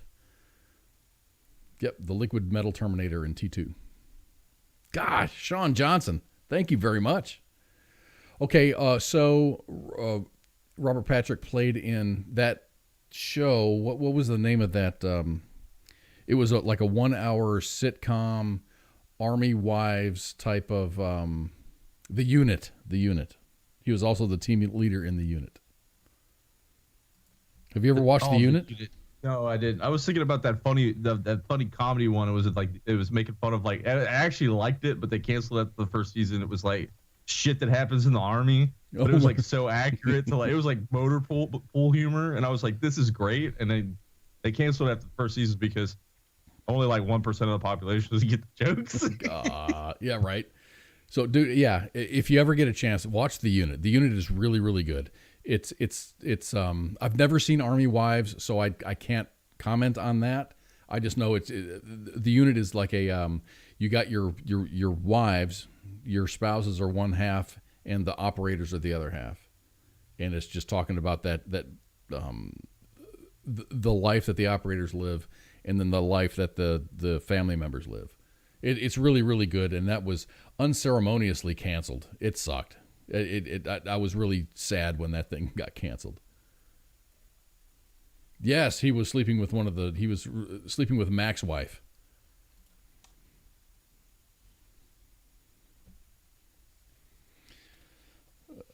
So we just talked about the Florida. Our Florida story was the gym teachers. So let's talk about something that's a little bit more pressing, and this matters to the United States of America. A lot of stuff, like I ordered a new computer, and my new computer, there is a hold on getting memory cards and stuff and things, and there's all kinds of things that are like in the Gulf and in at all the ports that are just being held up, and no one can figure out why. It's not that no one can figure out why. It's like the media is not really reporting as to why these things are happening, or actually the true reason, I guess, why they're being held up. This is from PJ Media. It's very slanted. There's language in here that is just like biased, kind of. It's very biased. It's very biased. Okay. So I'll get to that. Biden promised every good little girl and little boy that Santa Claus would indeed make it to their homes this Christmas Eve after the Grinch tried to sabotage Santa's mission by causing a huge backlog at American ports, keeping cargo from foreign countries, which all the really good presents like smartphones and computers and games originate from being unloaded at America's docks. Biden ordered the Port of Los Angeles to remain open on weekends and add extra hours of operation to its schedule. Let that sink in just for a second. President Biden ordered the Port of Los Angeles to remain open on weekends and add extra hours of operations to its schedule. And I'm reading this. These are not my words. What Pappy Joe did not mention is that the United States government has zero control over the operations of the port. I was about to say that, but he has no authority over that whatsoever. No, he doesn't. And that makes Biden's big idea to save Christmas season for retailers and customers alike nothing more than a PR stunt. So I juxtapose that against a Washington Examiner article, which kind of breaks it down Barney style. And I really like that because I'm not the smartest guy. So, if you said, if you can break it down so I can understand it, I really like it. So the nationwide ports, and this is from the Washington Examiner, the nationwide take 3. Ports. The nationwide port schedule app Peer Tracker showed terminals that looked like ghost towns Sunday, with barren traffic lanes as additional cargo ships continue to pile up along the coastlines of Los Angeles and Orange County. On Friday, 88 ships were waiting to dock at either Long Beach or Los Angeles harbors. 10 additional ships from the last count on October 13th, according to the Marine Exchange of Southern California. Port officials say that they are working with terminal operators to increase the open gate times. However, waterfront labor negotiator Jim Tessier, who has worked on behalf of both longshoremen and their union, says it comes down to money because shipping companies run the terminals. Most shipping companies are foreign and did not attend Biden's briefing and don't care about what he or the landlord think. The port has nothing to do with the operations. They are the landlord. How involved is your landlord with your business? Probably not at all. Tessier said the shippers sign contracts that span decades and typically do not open weekends because the additional pay for longshoremen is pricey. Hourly pay is 1.3 times the regular rate at night. And time and a half on the weekends. Well, it makes sense to pay someone. What do they call it? The night stipend or whatever it is. When I worked second shift, we had a differential, and that gave me an extra 50 cents an hour. Yeah, it wasn't much. People would fight over that up at where was I? It was INSCOM headquarters. Dealing with some of the civilians, and they would fight over that because I guess the differential was a lot more than just 50 cents. Yeah, it was just, I mean, the shift in my job, I'm not a longshoreman. I just, when I first started at the company that I'm at, I was a union guy. So we had a shift differential. If you work second shift, it was like a 50 cent an hour increase. If you worked third shift, it was 6 hours of work for 8 hours of pay. So that was pretty sweet, which was 2-3 awesome. Hours every 6 hours. Okay. That was pretty awesome because I went to college. I was going to college at that time, and so I changed from second shift to third shift, and worked from midnight to 6:30. Went home, showered, went to class all day long, slept from like 3 o'clock till like 11, and then I went to work. Rinse, repeat. Dude, I did that for 2 years. God, I had just gotten out of the Army. So the suck was, I was fine with it. It was like, you just tell me what to do and it'll get done.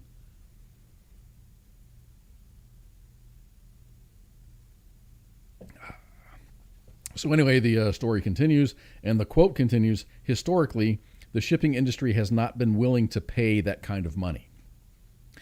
There is quite literally nothing that President Biden can do to affect the situation at the ports. He can't get the ships unloaded any faster. He can't create extra warehouse space, which is in critical short supply. He can't conjure up trucks that are in compliance with California's very strict emission standards. Yes, that's 99% of it right there. Yep. It's not like California has a shortage of truck drivers. There is a shortage of truck drivers due to all of their environmental regulations that the trucks must comply with. Very strict emission standards to move the goods from the port to retail outlets across the country. Biden knows all of this, and he knew all of this. He knew it before he looked into the camera and told the American people that he was on top of the situation. So I still don't know now I know more about what the deal is, especially in California. But I hear, I don't have any proof of this, that like a lot of these ships that were parked out of ports in California are now making their way through the Panama Canal and going into the Gulf. So all of these ships that were coming from China into the United States that go to Los Angeles or in California are now, kind of making their way, through the Panama Canal, which is now owned by China. Oh, really? Yeah. Yeah, China owns the operations. It's a Jimmy Carter thing. When Jimmy Carter, I know we had to give it up because of some sort of treaty. And it was a treaty that Jimmy Carter signed. The way we kind of took Panama was kind of sketchy in the first place, but regardless, that's history. But I didn't realize China had control of that, and that bugs me a little bit. Oh yeah, it does. There was a meme which is really, really cool, is to cut Baja California off and make a canal on the Mexican American border, just like through the entire southern border going into the Gulf. It's completely, you can't do that. It would be impossible, but it was funny. And that's the thing about humor is, it's shit that's impossible, but damn, that's funny. Yeah, our lease was up and we didn't want to give him any more money, so. My propaganda? Is that my propaganda? I'm not pushing propaganda. What? I don't do that, Stuart.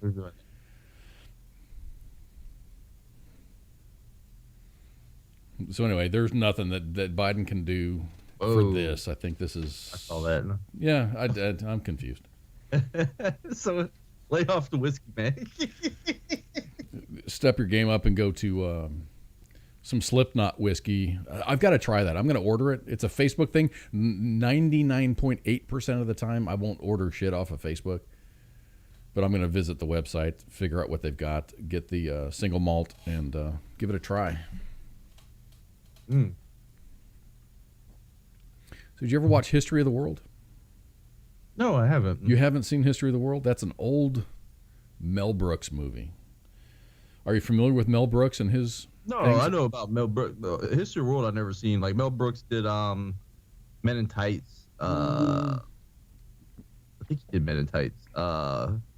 Another one that he did. Blazing Saddles. Yes, Blazing Saddles. He was the comedy guy of the early 80s, late 80s, early 90s time frame. So if you've seen a funny movie, he was probably behind it at that point. Huh? So 40 years after the film's release, Mel Brooks' classic 1981 comedy History of the World Part 1, which is it's funny. And his movies aren't like movies, they're just little snippets that are consecutive, and it follows a story. It's really, really funny. So he's reviving that, and Hulu has picked it up. An 8-episode variety series called History of the World Part 2. The show will follow the same format as the film, which is made up of segments parodying periods of world history. With a laundry list of current events to choose from, there is no shortage of options for the show's creators to pull inspiration from as the writer's room kicks off this October, which is this month. Production on History of the World Part 2 is set to begin in the spring of 2022, which is next year, so it's a year from now. With Brooks on board as the writer alongside Nick Kroll, Wanda Sykes, Ike Burntholtz, Dave Stassen, and Kevin Salter. In addition to acting in 5 separate roles, Brooks also wrote and directed the original film, which parodied the Spanish Inquisition with a musical number and toyed with ancient Rome, the French Revolution, and the Stone Age, among other time periods. So, let's talk about Mel Brooks. His birth name, Melvin Kaminsky, born in 1926. He wrote the hit television comedy series Get Smart, which aired 1965 to 1970 with Buck Henry. 1974, Blazing Saddles. Young Frankenstein, also in 1974. High Anxiety, 1977. Great balls. History of the World Part 1, 1981. Spaceballs, 1987, and Robin Hood Men in Tights, 1993. And that only touches what he's done. He's done so many films. I think he's funny as hell. I think his sense of humor is pretty normal, but may offend. I mean, Robin Hood Men in Tights. Still funny. Blazing Saddles. Blazing cameo in it. If so, yes. He's big about doing cameos in all of his stuff. Men in Tights. He was the rabbi, I think. Yes. It's just nowadays. It's just, we're gonna cancel you. I'm like, dude, the motherfucker's like 97 years old. That's it. I mean, 95. Chappelle is my hero right now with all this. Have you seen Dave Chappelle's new? Yes. It was funny. It was really, really funny. And I don't. But he's like, he said, Twitter's not a real place. You can't. It's not. You're mad at me on Twitter. It's not a real place, so I don't give a shit. Yeah, you're not real. I don't care. I think Dave Chappelle is an incredibly smart and funny person, and I do understand why he's getting a bunch of blowback on his new special. And I was really happy. I was really happy to see the Netflix CEO say that, hey, this guy's funny. He doesn't break any boundaries. We have a guideline. He didn't violate any of that. So we're going to keep it on. But then I saw something about the Netflix CEO kind of backpedaling a little bit. And I don't get that. I don't get that. It's the strikes that are going on right now. I think they have like protest strikes. I won't say protest strikes or whatever it is. I was just reading the news about that I gotta look that up now. Like a writer's strike, or it was more along the lines of like the employees at like Maine Central. There was a couple of employees that did something that they shouldn't have. I mean, they were fired for cause, and they were LGBT or something employees that took it upon themselves to do something. They were in meetings that they shouldn't have been in. So they were fired for cause for something like that. No, I see. I'm looking at BBC of all the places if it ever loads, because for some reason BBC doesn't like to load on my VPN. But the headline says Netflix fires organizers over something. Pretty much, yeah. It didn't load. Never mind. BBC doesn't like It doesn't like VPNs. Nah, it doesn't. It doesn't like it. Well, log into like Ireland or something.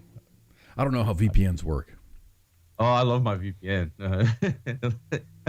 I love it. I can actually get news of the world instead of having to hear like Fox or CNN trying to spell that shit at me. Or the American slant on global news. Yes. Well, that's why I used to like Al Jazeera. I loved Al Jazeera because it was kind of like a RT. Everyone's like, RT is Russian propaganda. I was like, yes, but it gives me a different view on what's going on at that point. You know, I read so many news sources because I'll see something and my first news, Drudge, which is a pretty good clearinghouse for news. So I'll get like a headline that interests me. I'll click on it and I'll read it. And then I will type in some of those keywords inside that story and then get other. The Drudge Report. I haven't been on that one in a while, actually. I kind of stepped away from that because it was kind of, it got labeled a weird way. I don't know. The Veterans Report is a good one. The Veterans Report is a really good resource for news, especially, and it highlights like veteran concerns, the things that are veteran centric.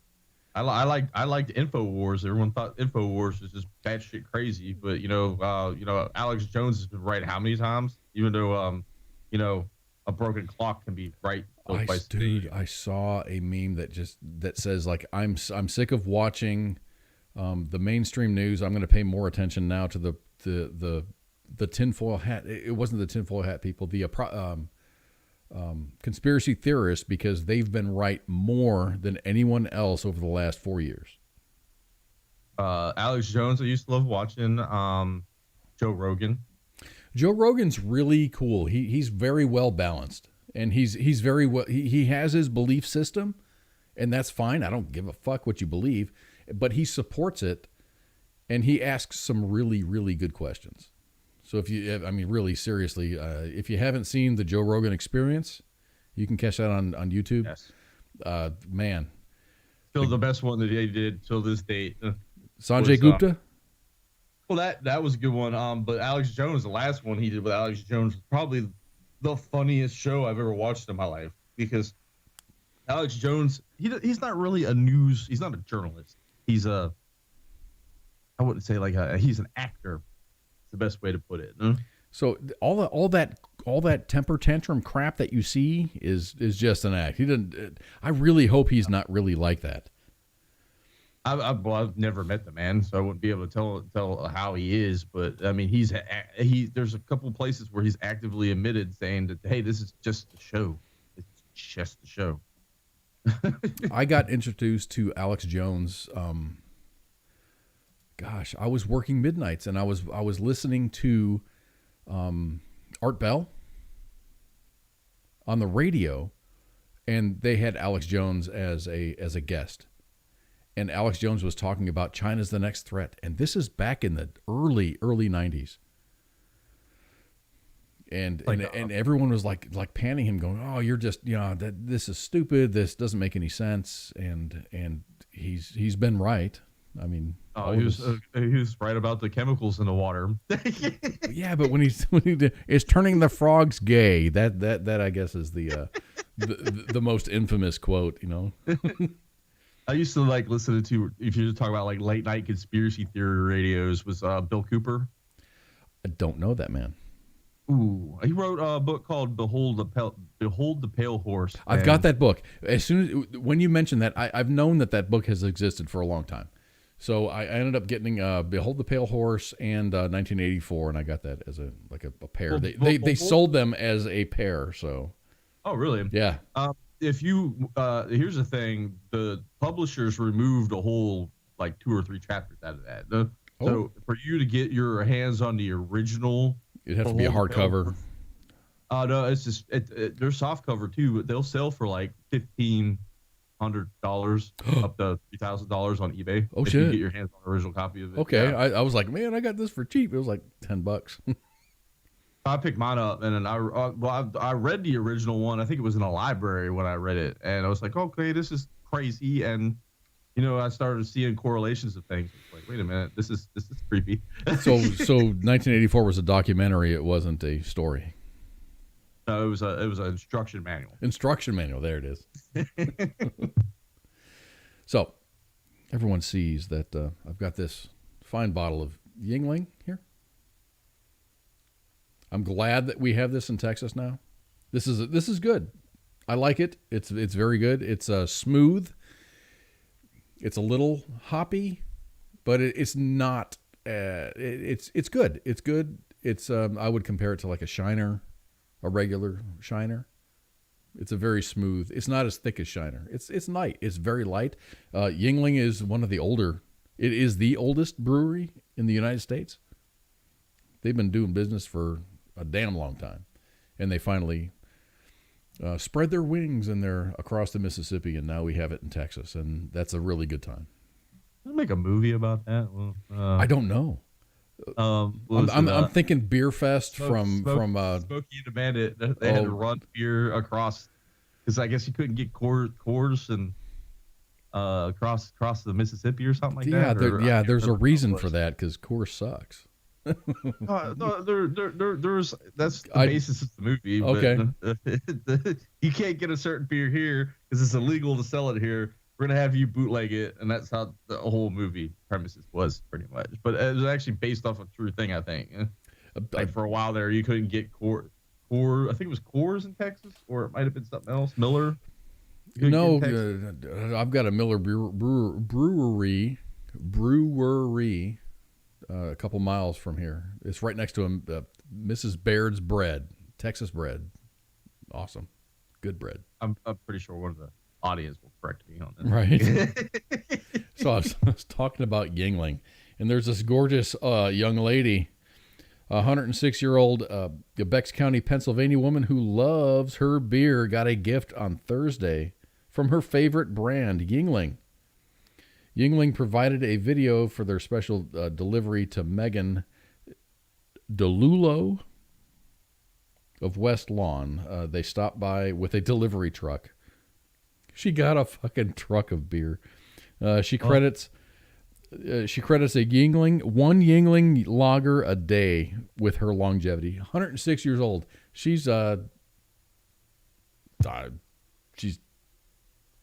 looks good for 106. At least she's smiling.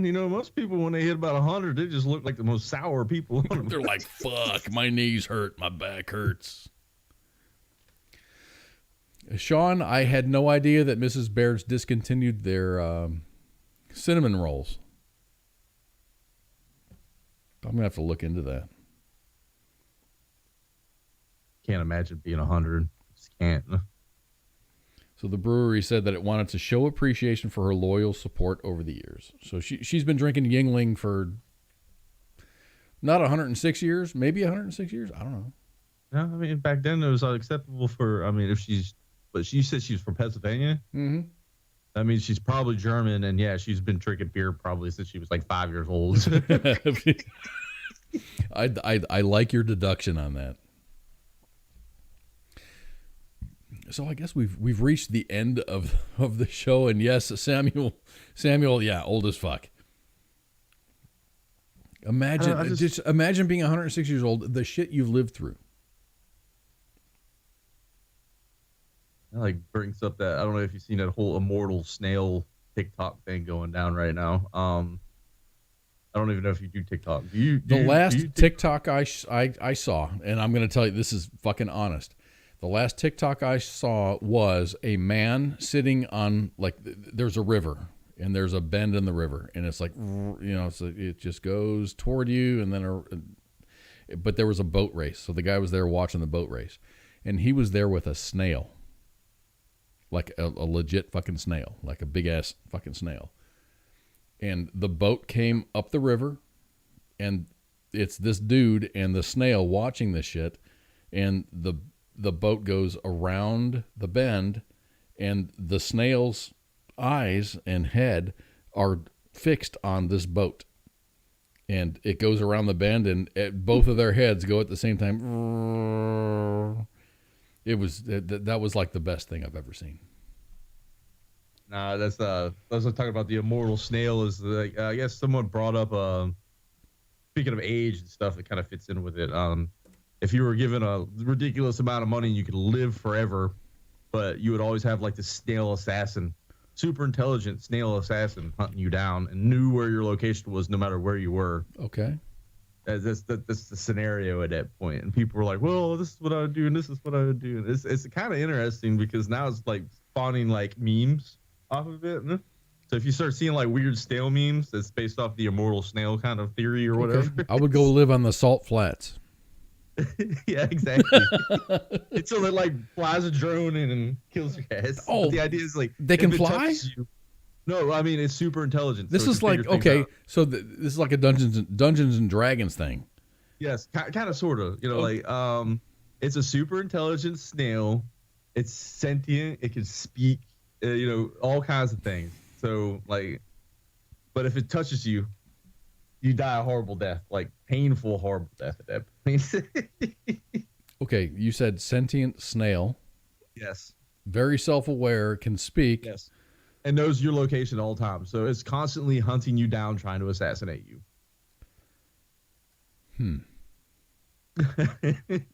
And where did you find this? This is just a thing that's on TikTok.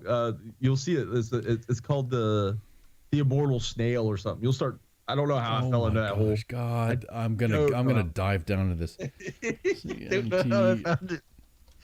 It's been trending the last like 2 or 3 days. Like people coming up with like theories and they're making jokes about like. Oh my! There's a Facebook page for the sentient snail. The immortal snail. Yeah. Oh, God. I love the internet, but I hate the internet. Oh my gosh. The great things we could have done with it, and we share cat pictures and dog pictures and make stupid 30-second videos. Oh my gosh. There's Neil Tyson. Oh my gosh. Where is this fucking quote? Neil deGrasse Tyson? Or was it Einstein that said it? I wonder where this thing is. Okay, I've got a quote. I've got a quote, and this is a great quote. Oh my goodness. Neil deGrasse Tyson. These are the only two that show up. Listen. You be alone with your own view that has no correspondence to objective reality, and you type it into a Google search, and it'll find every other person like you who thinks the same way, giving you the false sense that you're actually onto something, that you have some deep insight into the world that no one else has. This is delusional. The internet landed in our laps without creating a curriculum that empowers you to know when someone online is full of shit. That's like the perfect quote about the internet. That man, I love to death. I wish I could actually sit down and have like an actual conversation with the man, but he'd probably blow my. I'd be like drooling and then I'd season out by the time I was done talking to him because I'm not that level of intelligence. I don't know if I can have an intelligent conversation. I can talk about some things, and then he would go off onto some tangent, crazy. Which isn't a tangent for him. It's just a part of the conversation, and I would I would just like to pick his brain about quantum theory, pretty much. That's I love this shit. I love reading about it, everything about it. Okay, everybody, we have reached the end of our time. So I would like to thank you individually Thank you, Heath, Sean, Samuel, Holly. Thank you for hanging out. Heather, always awesome. This is great, man. I like having a good show. I think this was a good conversational type show. We didn't dictate anything. We didn't instruct anybody to do anything. But thank you all for tuning in. I've got a pretty cool like a sign off thing. So before I do that, would you like to say anything there, Mr. Pooky? Oh yeah, like I always say, don't drink and drive. You know that's bad. Don't beat your spouse. Don't beat your spouse. Don't kick your dog. And just if you have to think about it twice, don't do it. We Simple always, as you always hear don't drink and drive, but then you go out and you drink and then you drive and you're like, oh, I'm good. I did that for so many years and I never got hemmed up. I never got in an accident and I never hurt anybody. And I look back on those days where I did that and I just was like, holy fuck, I was just a dumbass. And I'm fortunate. One time. Very fortunate that I didn't wreck my car or kill somebody or whatever. It's always like now in these days, it's always cheaper to call an Uber. So if you're out, having a good, a couple of drinks with your friends at the bar, it's always cheaper to get an Uber or a ride home from someone who hasn't been drinking the beers or whatever. Worst case scenario, your Uber's drunk and you're not going to jail for it. You know what? The reason I'm on disability is because I had a designated driver and he ended up falling asleep at the wheel. We got in a wreck and I got all fucked up. So here's my thing. Vampires, and this isn't. It's not a statement. It's just a statement that was made on Reddit. And I found it, and there was no conversation. It was just a statement with no subtext or anything. And this is it. Vampires could use their long life to study science and develop artificial blood and a whole host of advanced technology, but instead, they insist on being Eurotrash, leather-clad, murderous hyper-douchers. And I thought about that. I'm like, this guy's awesome. So true. So speaking of vampires, Bela Lugosi is best remembered for portraying Dracula in the 1931 film Count Dracula. He died in 1956. If he were still alive today, he would be 139 years old. My brain's hurting. Boris Karloff. Great guy. If you're into the Halloween monster thing, there you go. Boris Karloff. Yes. I think that's do I have it right? He played the Mummy. He played the werewolf, I think. Maybe Frankenstein. He was into all of them horror movies back in the day.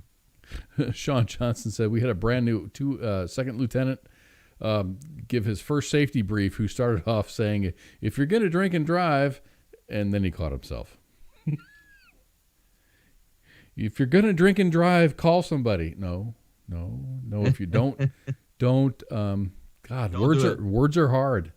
Especially for a young LT that's fresh out of college that all he's done is party his whole career. So, I mean. Right.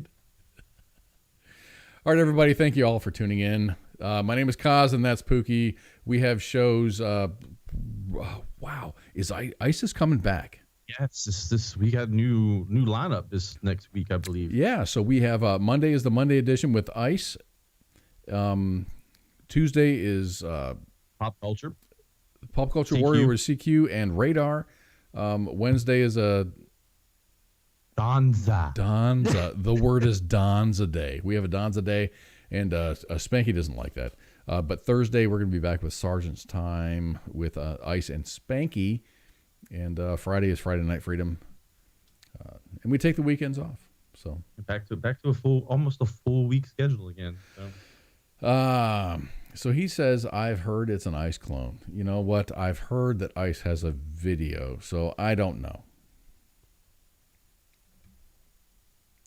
These are all rumors. Until we see it, it's not true, right? It's a deep fake. It's a very deep fake. I don't know how you would why would you deep fake Ice? Just cause. So there's the deep fake. Okay, there's ice, and then there's Santa Claus ice. Those are the only two ices that I've seen. All right, everybody. Thank you very much for joining us. My name is Koz, and that is Pooky, and we are out of here, man. This is WTF Nation Radio. Wear a condom? We're in Fayetteville. No one gets STDs here. The voice of U.S. Army, WTF Moments. This is WTF Nation Radio. Is it necessary for me to drink my own urine? No, but I do it anyway because it's sterile and I like the taste.